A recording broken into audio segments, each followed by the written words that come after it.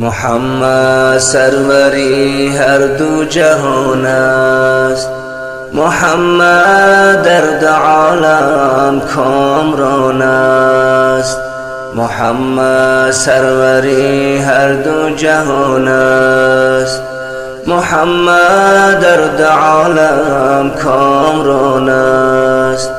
بود پیغمبر انسان و همجین، محمد قبله قلب و روان است.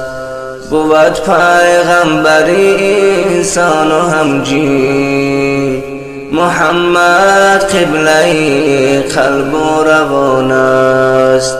زیوردی و بس دلها به شوق است، زینامش ذوقها بر جسم و جان است.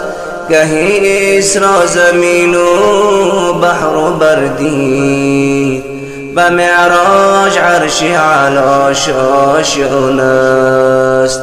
محمد سروری هر دو جهان است، محمد درد عالم کامران است. محمد سروری هر دو جهان است، محمد درد عالم کامران است. بود حکم محمد روی دنیا، محمد شاه هر دور و زمان است. با آیین محمد گبر و ترسا، گرایی چون که او صاحب قران است. محمد سروری هر دو جهان است، محمد درد عالم کامران است. محمد سروری هر دو جهان است، محمد درد عالم کامران است. بود شرعش همه اخلاق و احکام، در آن اکرام و فضل و شان و شان است. اگرچه سجده سوی قبله آرد، محمد را خدایش لامکان است.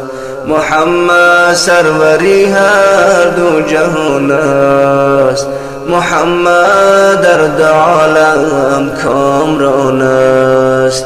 محمد سروری هر دو جهان است، محمد درد عالم کامران است. ندای حق بود الله اکبر، از آن خرم زمین و آسمان است. محیط از فیض او سرشار عبرت، منور از جمالش کهکشان است. محمد سروری هر دو جهان است، محمد درد عالم کامران است. محمد سروری هر دو جهان است، محمد درد عالم کامران است. بکن مولا ز خاکش سرمه چشم، که کهلی چشم تو این خاکدان است. بکن مولا ز خاکش سرمه چشم، که کهلی چشم تو این خاکدان است.